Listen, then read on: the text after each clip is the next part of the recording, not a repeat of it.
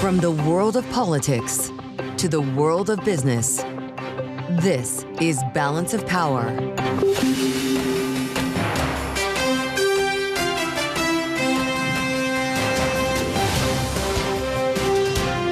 Live from Washington, D.C.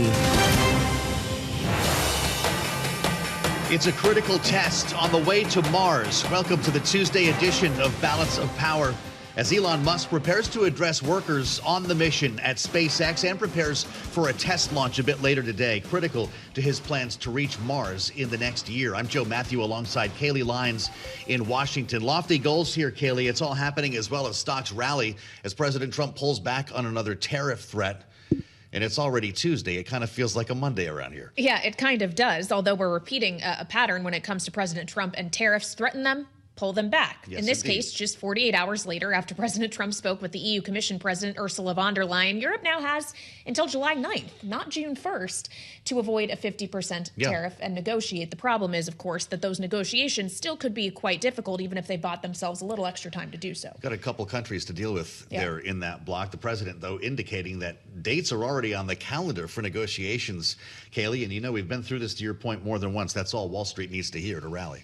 Yeah, you're certainly seeing a relief playing out in equities and in the bond market today, though I wonder how much that's about tariffs or how much that's just an extension of what we saw in Japan with the kind of intervention in JGBs. I don't know. Maybe Charlie Pellet has a better idea than I do. He, as always, is keeping track of the markets for us from New York. Hey, Charlie. Indeed, good day from New York. Let's get right to the numbers here. We got ourselves a major rally underway on this back-to-work Tuesday. The Dow, the S&P, NASDAQ all surging.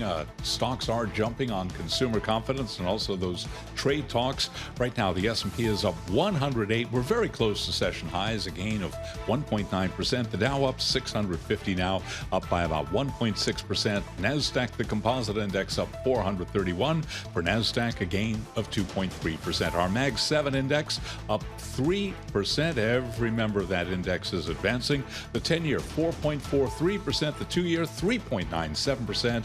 Gold now down $45 the ounce, down 1.4%. $32.98 West Texas Intermediate crude down 1.3%, $60.72 a barrel, and Bitcoin 110,333 up now by 0.7%. M&A news, lots of it. Salesforce agreeing to acquire Informatica for about $8 billion. Salesforce up by 1.6%. Informatica surging now by 5.8%.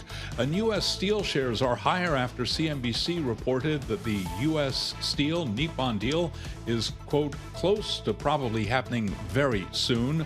Shares of Nippon Steel are gaining. The ADR is up 2%. U.S. Steel up now by 1.7%. New York has won a temporary freeze on potential Trump administration moves to withhold federal approvals or funds for the state's transportation projects, including congestion pricing. Recapping, stocks push higher. S&P up 111, now up 1.9%. For on-demand news 24 hours a day, subscribe to Bloomberg News Now, wherever you get your podcasts. Back we go to Washington. Once again, your hosts. Here they are, Mathieu and Kailey Leinz. All right, Charlie Pellet, thank you so much. I'm Kailey Leinz alongside Mathieu here in Washington, where we are keeping our eyes on X, SpaceX in particular, which is set to begin a live stream with Elon Musk on the road to making life multiplanetary. Any minute now, we'll be monitoring that for you to see if we have any news on Mars. But we're also following, of course, news on this planet and the various countries within it that are negotiating with the United States on trade, specifically the 27-member bloc of the European Union, which, after its Commission President Ursula von der Leyen spoke with President Trump over the weekend, has secured an additional 5 to 6 weeks to try to negotiate a trade deal with the United States. The deadline, Joe, moves from June 1st to July 9th. July 9th. Markets seem fine with that. The administration says negotiations have already been scheduled. It's really hard to tell exactly what we're talking about here. The EU trade chief saying he's in constant contact with American officials. But there's also the story of countermeasures, Kailey, that the EU is ready in case this doesn't come together. So we want to get to the White House for the latest on this. Bloomberg's Washington correspondent, Kendall, is on the North Lawn as we speak. Tyler? Yeah, hey, Joe. So this longer runway for negotiations is considered to be at least a positive development for now. But to be sure, there is still a lot of work to be done. And our reporting indicates that the European Union has really felt that there hasn't been much clarity out of this White House on exactly what they need to see in order to clinch a deal. Now, Bloomberg News had new reporting this morning that the EU is going to start to focus in on some strategic sectors as part of these negotiations. Think those industries that have been subject to Section 232 investigations by this administration on the basis of national security concerns like autos, steel and aluminum, chips, also pharmaceuticals, a really important industry for us to watch as this goes forward since it's a top export to the U.S. from the EU. And we know President Trump is mulling that some of those sanctions on those pharmaceuticals could be coming imminently. Now, we have to keep in mind there's a few different moving parts here as these negotiations start to unfold. And it's our understanding that focusing on the sector-specific, these critical sectors will happen parallel to those technical talks about tariffs and non-tariff barriers alike that this White House has been focusing in on, whether that be regulations or the value-added tax, something that Europe has really indicated at this point appears to be a red line. Joe and Kailey, we know the U.S. wants to see the European Union start to boost its imports when it comes to U.S. agricultural products and LNG, but keep in mind that last week they rejected a proposal from the EU that would have seen both of these nations lowering tariffs down to zero on a reciprocal basis when it comes to certain industrial goods and certain agricultural products. At that moment, that didn't appear to be enough, so we're going to have to see if this really pushes those negotiations forward. Well, and of course, when we consider what else will influence these negotiations, it's the threat of what happens if they don't result in a deal, Tyler. We know what President Trump says he'll do, a 50% tariff on all European Union goods. But what would the EU do to the U.S. if no deal is reached? Right, exactly. And we have to keep in mind, this is incredibly high stakes. Bloomberg Economics says that if that 50% tariff ultimately went into place, it would cut EU exports to the U.S. by more than half. So with that sort of looming in the background here, we know that the European Union has already prepared a sanctions tariff package, a retaliatory tariff package in response to the original steel, aluminum, and auto tariffs that would target about $24 billion worth of U.S. goods. And that's really going after some of those more politically sensitive items in politically sensitive states. Think soybeans in Louisiana, where House Speaker Mike Johnson is from. That package of tariffs could be initiated rather quickly. And it's our understanding that the EU is also mulling some additional sanctions, tariffs, on about $100 billion worth of U.S. products. That would be more geared towards industrial goods. Think things like a Boeing aircraft, too, that could be included in there. So we're going to have to see how this ultimately ends up evolving, because as you both know, the European Union is negotiating as a bloc, which means that all 27 of those member states ultimately need to agree. Tyler, it's a good thing we've got you at the White House today. No public events scheduled unless something's changed for President Trump, which is pretty unusual. We're used to having 3 or 4 meetings with the press on an average day. Is he resting up from a long weekend of travel, or what's he up to today?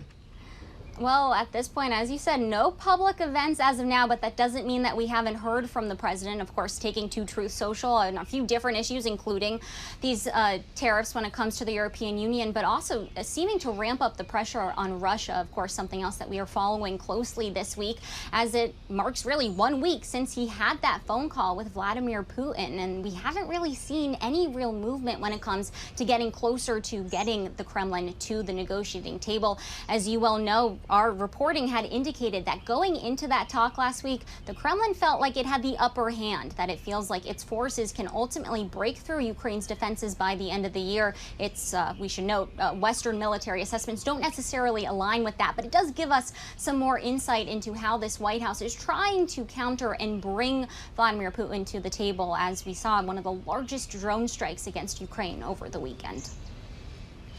All right, Bloomberg's Tyler Kendall live from the North Lawn of the White House here on Bloomberg TV and radio. Thank you so much, as always. So as we don't have real insight as to what the president's doing inside the White House or the West Wing today, we also know someone isn't there with him who has been spending a lot of time with him to this point of his administration. That would be Elon Musk, who, of course, this week, as it is the end of May, is technically seeing his period as a special government employee expire. And as he's told investors, is shifting his focus back to his businesses. That includes Tesla, of course, but it also includes SpaceX. And that seems to be what he's focused on today, Joe, as he's planning to give a speech from the Starbase SpaceX facility in Texas, a live stream that we're waiting to begin any moment now on the road to making life multiplanetary. So maybe less on politics, more on space exploration. And he tweeted to that effect, or X'd to that effect, over the weekend. He's going to be sleeping in the server rooms and on the manufacturing floor. I guess SpaceX is part of that. It's really interesting, though, to think that this is happening today. We've got a couple of interesting moments, not just the speech, but also a test launch that they say will be critical to the way forward. He wants to get to Mars by the end of 2026. Not a manned mission necessarily, but that would be quite remarkable from someone who has overpromised from time to time on things like this. Yeah, well, and the vehicle that would be required to get to Mars, the Starship, is what is going to be a test launch today on top of a Falcon Heavy rocket. This would be the 9th test flight of the Starship, keeping in mind the last two didn't necessarily end very well, as we saw explosions over the Gulf. So they're hoping that it goes better this time around. We want to get into all of this now and turn to Mike Shepard, Bloomberg senior editor for technology and strategic industries, who's here with us in our Washington, D.C. studio. So I guess if we take things in sequential order in terms of what we're going to see today, Mike, first the speech from Elon Musk. Do we expect him to be outlining anything new really here when it comes to his efforts to get to Mars, or is this just kind of an annual rah-rah, we know the long-term goal We haven't heard from Elon Musk. When you say annual, it's a good choice of words because he has not given us a real update. The way he's done quarterly with Tesla during earnings calls, he hasn't really done that with SpaceX for about a year. So people who are curious about the program and even the private investors who hold stakes in the company do want to hear what is coming next. But more importantly, they want to know what is coming now because, as you said, the last two launches didn't go as well, didn't go as planned, and they certainly did not augur well for his goal of getting a payload with robots on it in flight heading to Mars by 2026. That's an ambitious timeline, and he would have to show some progress at the company level in resolving some of the glitches that caused those two launches, the last two launches in January and March, to be cut short. Remembering, of course, Elon Musk's very ambitious timelines for self-driving cars, for robotics, for AI were not realized on the first timeline that he issued. In fact, we're still waiting for some of them. Is this different? We will know if it's different after the 6:30 launch window opens this evening. Well, that's how important this test is. This really is, because if it doesn't work out the third time, it will indicate that maybe they have more work to do, and perhaps more work than even Elon Musk was anticipating. And hence, as you noted, Joe, he was indicating that he was willing to pour himself back into it. Now, he also has to pour himself back into Tesla, which is another venture that is under quite a bit of pressure to deliver in certain areas. And you mentioned one of them, of course. This is the lower cost EV that the company has been promising. And so where does he go from here? I mean, he really has to put a lot of attention to these two things. And of course, this is a very high profile moment. Millions will be watching on television to see how this latest, and remember, SpaceX is, for the moment, one of the biggest games in global space travel worldwide. So it naturally gets a lot of attention. And his vision and his promises really capture a lot of people's imaginations, too, even if there is quite a bit of skepticism, as you noted, Joe. Well, and when we consider that SpaceX is a leader in kind of the private side of space exploration and just commercialization of space overall, he also has had a very public-facing role affiliated with the U.S. government for the last several months. Do we have an idea as to whether or not that relationship is going to feed back into the efforts of SpaceX through government partnerships or NASA, et cetera, more so than they already were? Well, what we've seen is SpaceX gaining more contracts, but it's unclear whether correlation, causation, whether the company does deliver. They have reliably put payloads into orbit for government agencies and for private customers as well. So they do have a track record, and that is why the Pentagon and NASA and even some of the intel agencies have been turning to SpaceX in recent years. And this is why their name is also in the mix for President Donald Trump's Golden Dome missile defense project, which would require more satellites and more objects in the air to do that kind of surveillance and monitoring of the skies to prevent a missile attack on the U.S. Some of the other things, though, that may benefit SpaceX from Elon Musk's time in government may occur more on the regulatory side. His choices, for example, at the FAA and at NASA really kind of paved the way for SpaceX to have a little bit more of its will exercised at the government level. The FAA perhaps may be putting a little bit less scrutiny on the launches than it might have gotten under President Joe Biden, for instance. Kailey mentioned something that is kind of amazing. What are we, 130 days in? Was that the duration of the government contract that Elon Musk is now winding down? Presumably Friday is his last day as a full-timer, if I can even use that term. How are we looking at this? He said he's not going to be a total stranger to Washington, but he's also, to your point, bearing into his own work here at Tesla, at SpaceX, and beyond. Is there going to be a goodbye party on Friday? Well, I don't know if there'll be a cake. And in fact, he's been receding, Joe. And we've even talked about this offline, how he has been receding from public view here in Washington in the past month. And he started off very strong, but then on April 1st, he had that big high-profile setback in the Wisconsin judicial election where he had put a lot of money and put his name on the line only to see the favored candidate, the conservative candidate, end up losing.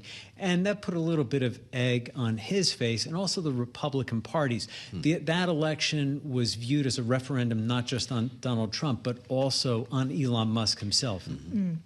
Speaking of Elon Musk, I do want to break a little news straight from Elon's X feed. Oh, nice. His talk, which was scheduled for 1 p.m. Eastern time, obviously still has not begun, is now postponed until after the Starship Flight 9 launch tonight. Wow. How about that? So keeping in mind that launch window opens at 6:30 local time, so 7:30 p.m. Eastern time, that could mean we're well into the evening by the time he actually gives this That also speech. means he gathered the world for an address and canceled it while they were waiting for it to begin. Yeah. Postponed it.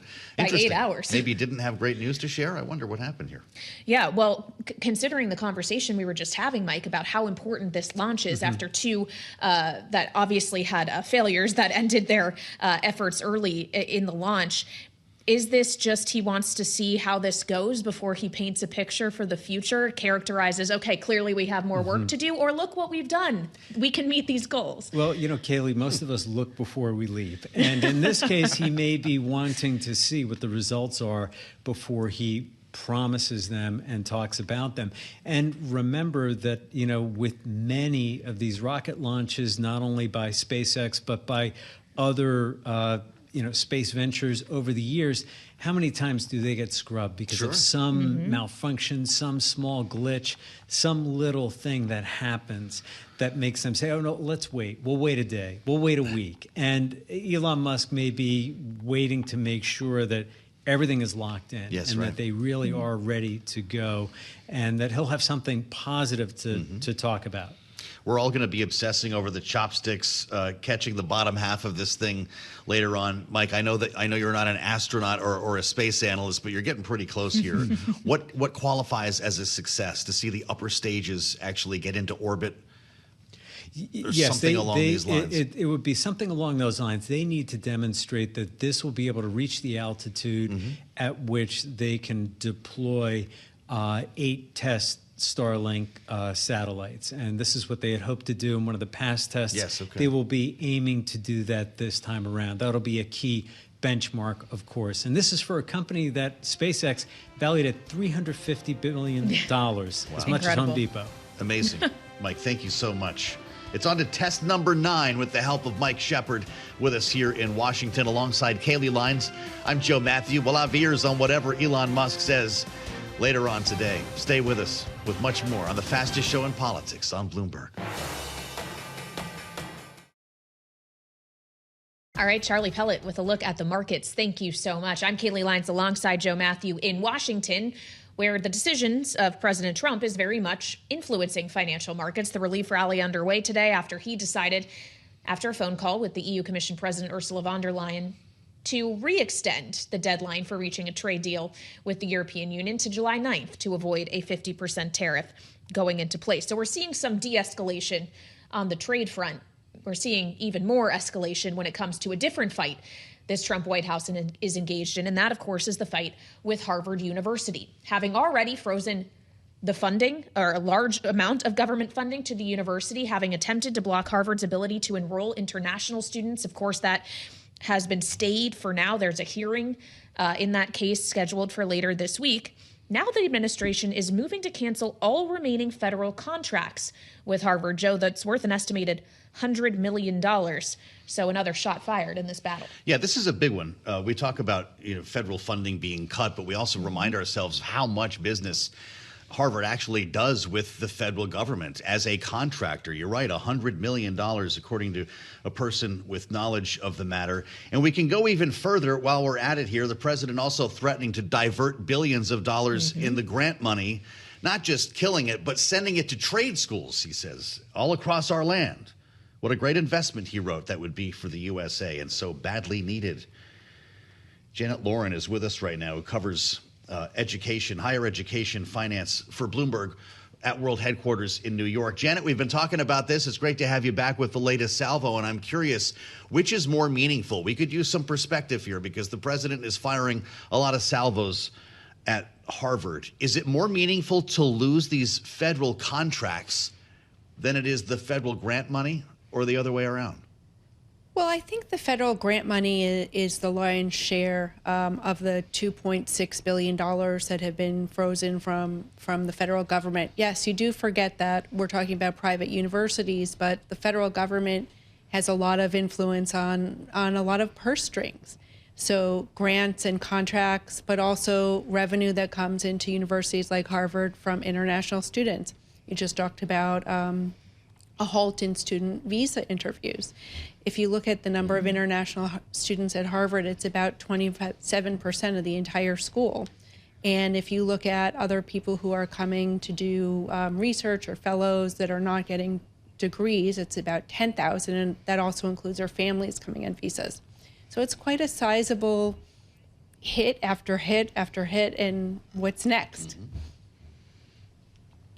Well, that's an excellent question. You never know what's coming next, and you never know what headline's going to cross the Bloomberg terminal, Janet. I do just want to quickly mention some breaking news from Semafor regarding Neuralink. Having just spent a great deal of time on this program talking about a few of Elon Musk's companies, SpaceX and Tesla, this one, of course, one of his as well. Neuralink has just raised another $600 million at a $9 billion valuation. Again, this is according to Semafor. We'll have more on that story if Bloomberg is able to confirm that. But fresh cash coming in for Elon Musk's Neuralink. Janet, to go back to the Harvard story, you mentioned the memo from the Secretary of State, Marco Rubio, ordering U.S. embassies to stop scheduling interviews for student visas, knowing that this fight with Harvard in particular about its ability to enroll international students is going to be borne out in court this week with a hearing. What if the U.S. government just stops vetting students altogether? That theoretically could have implications well beyond Harvard. Yes, it could. There's more than 1 million international students in the U.S. At a host of schools, and international students, often pay the full price, so they're helping to bolster aid for other students. But they also come in and they spend money wherever they are. And you look at that amount of students, it of course dropped during COVID when students weren't able to come. But it's a big impact for schools, especially those that have large shares of international students on their campus. Remember, there's a demographic cliff where starting around this year, the numbers start to accelerate of fewer U.S. students just because of sheer demographics. We should note that Harvard is suing the government over the funding cuts, the international student ban. Here, Janet, we're not done yet, right? There are a lot more lawyers who are going to make a lot more money. Yes, there's a hearing coming up this week on the international student ban, and they filed a larger lawsuit in April following demands put from the Trump administration on a whole host of issues. All right.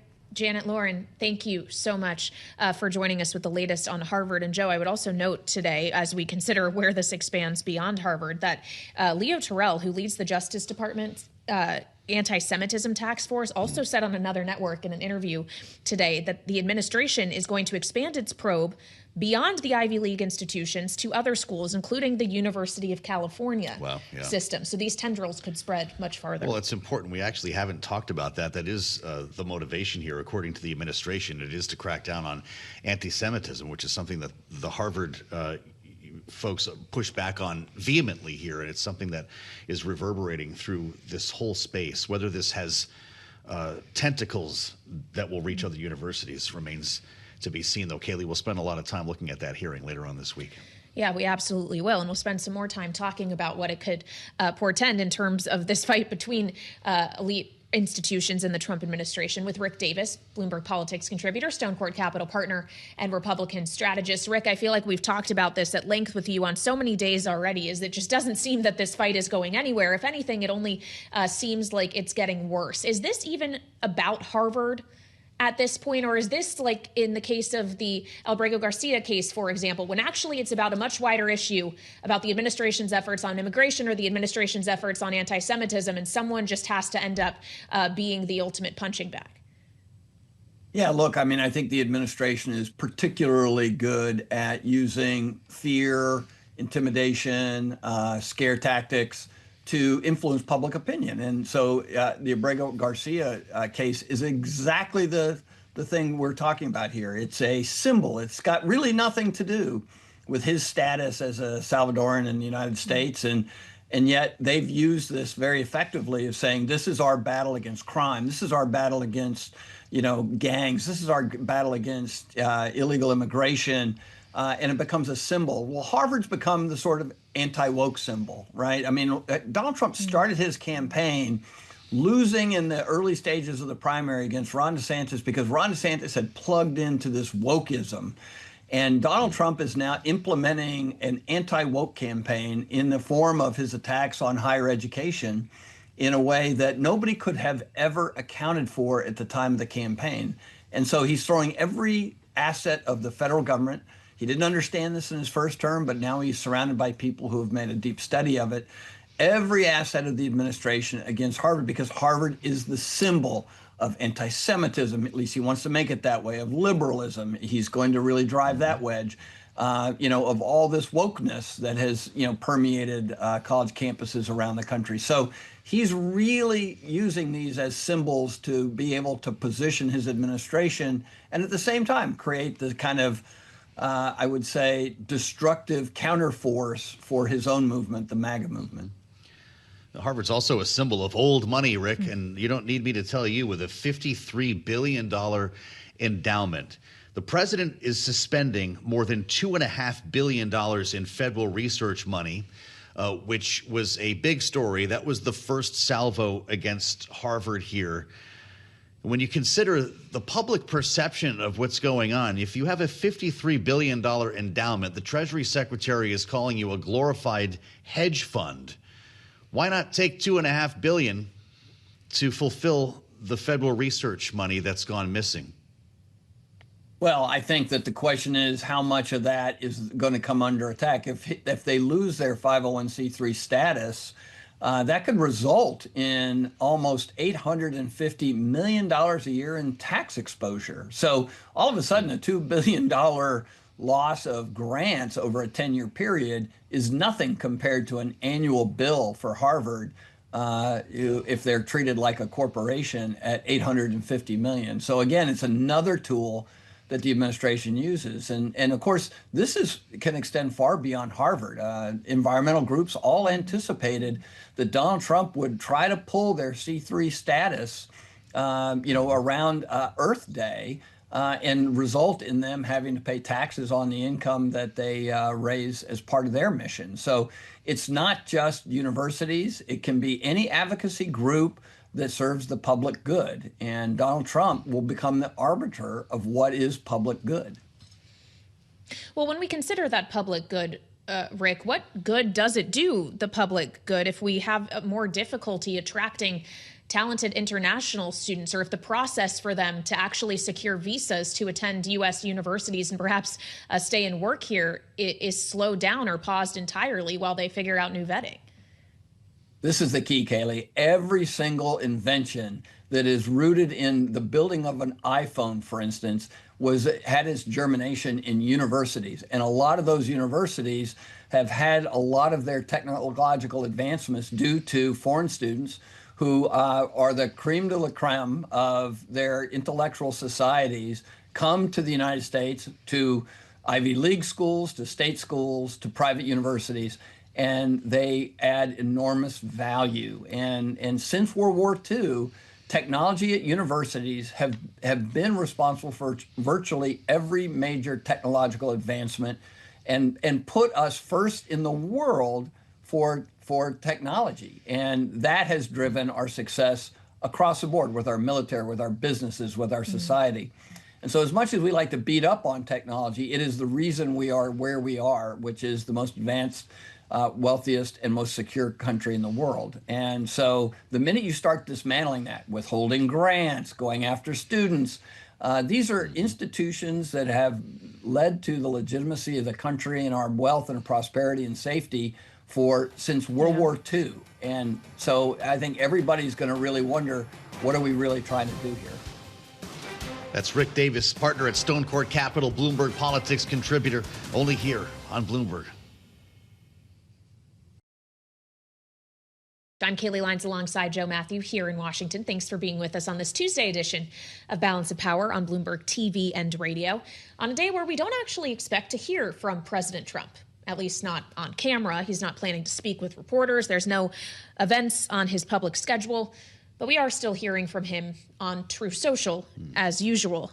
And on an interesting subject today, is his most recent Truth Social post, Joe, warns that Vladimir Putin of Russia is playing with fire. He says what Vladimir Putin doesn't realize is that if it weren't for me, lots of really bad things would have already happened to Russia. And I mean really bad, in all caps. This is, of course, after over the weekend, he said Vladimir Putin is now crazy. That's right. He called him crazy in all caps, exclamation point, as Vladimir Putin continues to bombard Ukraine. Missiles and drones, killing civilians, not even targeting military installations in some cases, which is confounding Donald Trump. Not sure what he's referring to in this tweet, though, or this truth post. Lots of really bad things would have already happened to Russia, making many ask if that's with regard to sanctions or something worse. Well, keeping in mind that he also did tell reporters that he is still considering further sanctions on Russia. And we know there's legislation in the Senate in the works that would do just that, spearheaded by Lindsey Graham. But it has 80 co-sponsors. Yeah, that could happen pretty easily based on what we've heard on Capitol Hill. And that's why we are joined by Kate Sullivan, Bloomberg's White House correspondent, with us here in Washington, D.C. Kate, it's great to see you. The president has no public events scheduled, but he's got us talking with Truth Social posts all the while. Is he serious about sanctions? You know, it's a great question. This is not the first time that he's threatened sanctions on Russia, right? And he's talked about, back in March, he was talking about these secondary tariffs on Russian oil. We've seen this progression of Trump getting more and more frustrated with Putin and with Russia and the pace of these negotiations. It's very unclear how serious he is about implementing these. He is. We've seen over and over again how he will make these threats, and it seems like most of the time it's just a tactic to get people to come to the table. And so it's very unclear at this time how serious he is about implementing this. Well, what about just his attitude overall? In the post we mentioned, in which he says Vladimir Putin is crazy, he led the post by saying, "I've always had a very good relationship with Vladimir Putin of Russia, but something has happened to him. He has gone absolutely crazy." It's not I was wrong about him. It's that he has changed, Kate, is how he's characterizing this. Right. And it's pretty remarkable because this has been a bit of a slow burn. I think, we've seen signs that Trump is getting more and more frustrated with the pace of these negotiations. He has always still said that even as he was expressing these frustrations, he said that, he was still confident that Putin wanted to make a deal and that he wanted to come to the table. I actually asked Trump about this a few weeks ago in the Oval Office, and I said, do you think Russia is playing you? And unsurprisingly, he balked at that question and said, nobody's playing me, nobody's getting played. But he also still signaled confidence that this deal would be made. And so I think what we're seeing is Trump realizing that maybe he doesn't have the relationship that he thought he did with Putin, or maybe he doesn't have the understanding that he thought he did with the Russian president.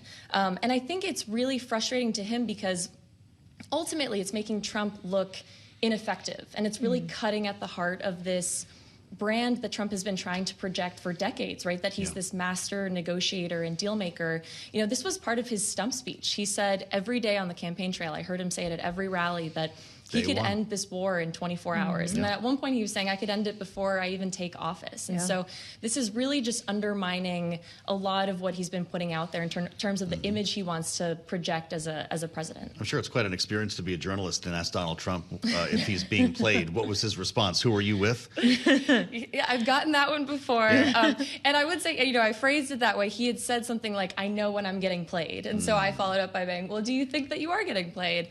And he said he did not think that he was getting played, but of course he would say that. So you're doing great work for us down there. That's not for the faint of heart. For the brave, indeed. Kate Sullivan, Bloomberg White House correspondent, thank you so much. And we want to get more into the state of the war and what signals this sends about the U.S.'s continued involvement or not in attempts to end it, and turn to Ben Jensen, director of the Futures Lab and senior fellow for the Defense and Security Department at the Center for Strategic and International Studies. Ben, thanks for being with us on Balance of Power. When we consider the idea that President Trump is now threatening that Russia is playing with fire, that he's still saying he's open to sanctions, is there any fire the U.S. could fire at Russia that would actually be enough to influence the behavior of Vladimir Putin at this point, when to this point that hasn't worked? Sanctions have had very little effect on his behavior. So thanks for having me. And let's start by saying you're framing the question spot on. The real Achilles heel of Russia, despite its ability to continue a protracted conflict, is the dire state of its economy. When you look at the currency, you look at interest rates, and then you think about the structure, how its economy has fundamentally been rewired to do nothing but be a larger version of North Korea and Europe, to wage successive campaigns, increasingly through missile salvos targeting Ukraine. I think there is the ability to play with fire and a couple of levers. One is you actually have to expand the scope of sanctions to go secondary sanctions that actually hit financial transactions that deal with Russian hydrocarbon products. Now, if you do that, you're going to have to keep Europe on board. You're also going to have some uncomfortable allies, because ultimately what you want to do is make Russian oil more expensive, Russian gas more expensive, and that actually hurts them, meaning it costs them more to produce, and they don't get as much of the return on their investments. And that's actually really important, because we already see, you mentioned earlier in your show today, we already have oil prices are down over 1% today. So if we have a natural dampening on oil prices at the same time that we have a more concerted sanctions package, we can at least squeeze the ability of Vladimir Putin to wage war. Now, to be fair, that's still going to take time to actually impact his battlefield performance, given that he's got consistent support from both China and Iran and has found ways to kind of turn on the Russian economy into a war economy. Hey, Ben, it's great to have you back. Let's talk about his battlefield performance, because last time you were with us, you showed us your Russian firepower strike tracker, which people can Google and look at this online, which shows us a massive increase in missile attacks by Vladimir Putin, the daily tally of Russian missile attacks since Donald Trump has become president. Is he trying to seize on a closing window to do as much damage as possible before there's a peace deal, or it's just open season under Trump? So I don't think it has as much to do with the Trump presidency as much as Vladimir Putin's perspective on how you negotiate from a position of strength. And that is sadly to hold the Ukrainian population hostage. And as you mentioned, the firepower strike tracker, let me break down what we saw in the last 72 hours, because the numbers are stark. In the last 72 hours, we had 355 Shahed attacks. That's the largest in a 72-hour period since the war began. And worse still, 70 of those weapons got through. When I say 70, to put that in perspective, that means over 7,000 pounds of high explosives hit Ukrainian cities in the last 72 hours just with Shahed drones. And it wasn't just Shaheds. There were 23 ballistic missiles fired in this period. Now, normally, you only see 1 to 2 ballistic missiles fired per day. So 23 in a 72-hour period is a massive increase. And you also saw 62 cruise missile attacks. Now, when you put that all together, that means you have over 1,000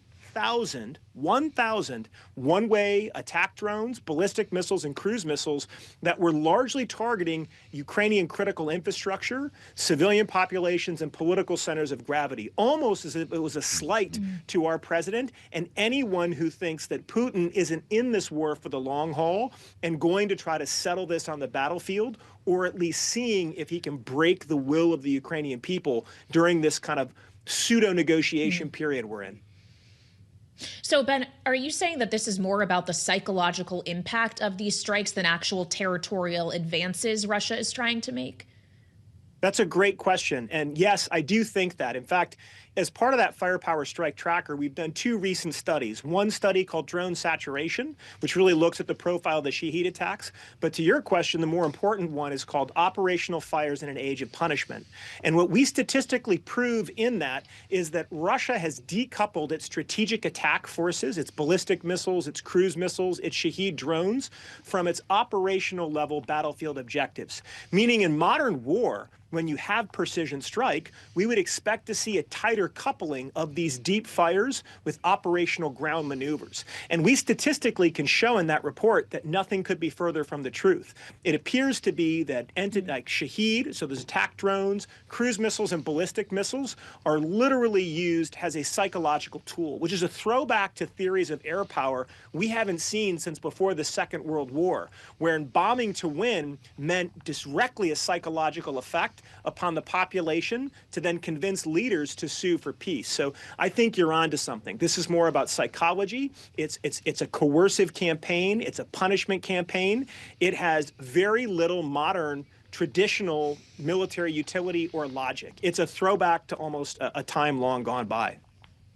Well, clearly you're onto something here, Ben, and at the risk of asking the dumb question here alongside Kailey Leinz, how do you know all of this? Is this based on satellite imagery? You're speaking like you're on the ground in Moscow. Well, I'd probably be put in jail if I was there. So a New Year's resolution, don't go to jail this year.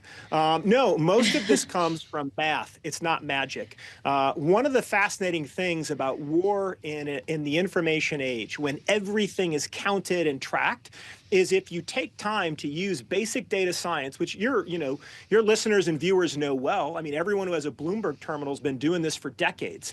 It's using data patterns that you find to statistically isolate key patterns and trends. And in this case, that means we can analyze how Russia attacks Ukraine on a daily basis and test a series of hypotheses and really isolate where we find particularly interesting correlations. And in this case, the major correlation we found in that operational fires in the age of punishment was that decoupling of what we would call operational art or large-scale campaign ground maneuver.